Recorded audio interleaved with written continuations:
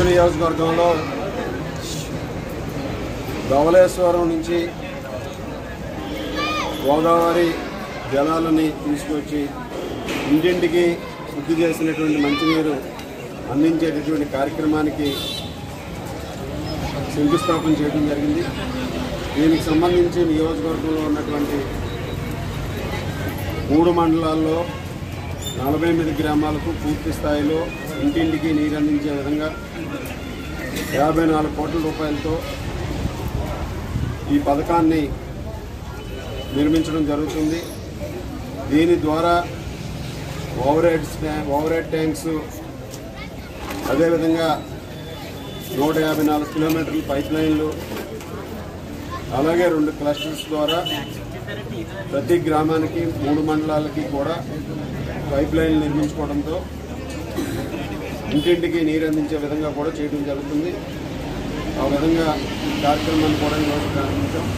అలాగే ఇక్కడ ధవళ గ్రామంలో మండల ప్రజా పరిషత్ పాఠశాల నెంబర్ 3ని 43 లక్షల రూపాయలతో నిర్మాణం చేసి దాన్ని కూడా ప్రారంభించుకోవడం జరిగింది. అదేవిధంగా ముఖ్యంగా ఈ గ్రామాన్ని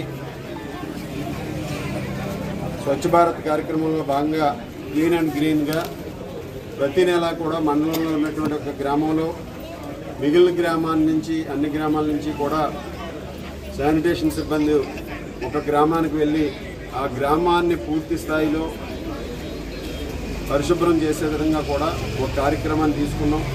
దానిలో భాగంగా ఈరోజు ధవళ గ్రామంలో దాదాపు 50 మంది శానిటేషన్ వర్కర్స్తో ఈ గ్రామంలో ఉన్నటువంటి అన్ని వార్డుల్లో కూడా ఈ క్లీన్ అండ్ గ్రీన్ కార్యక్రమాన్ని నిర్వహిస్తూ ఇక్కడ ఉన్నటువంటి చెత్తని అదేవిధంగా మిగిలిన వాటిని అన్నింటినీ కూడా క్లీన్ చేయడం జరుగుతుంది. తద్వారా ఈ గ్రామాన్ని ఒక స్వచ్ఛ గ్రామంగా చేయాలనే ఒక సంకల్పంతో ముందుకెళ్తుంది.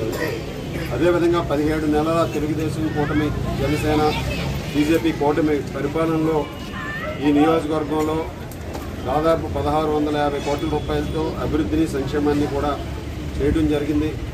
ఈరోజు ప్రతి ఒక్కరికి కూడా ఏదైతే సూపర్ 6 హామీలు ఇచ్చామో ఆ హామీల్లో 90% హామీలను అమలు చేసినటువంటి ఘనత కూటమి ప్రభుత్వానికి దక్కుతుంది. అదేవిధంగా ఈరోజు అన్నదాత సుఖీభావ పథకం ద్వారా 2వ విడత నిధులు కూడా ఈరోజు విడుదల చేయడం జరిగింది.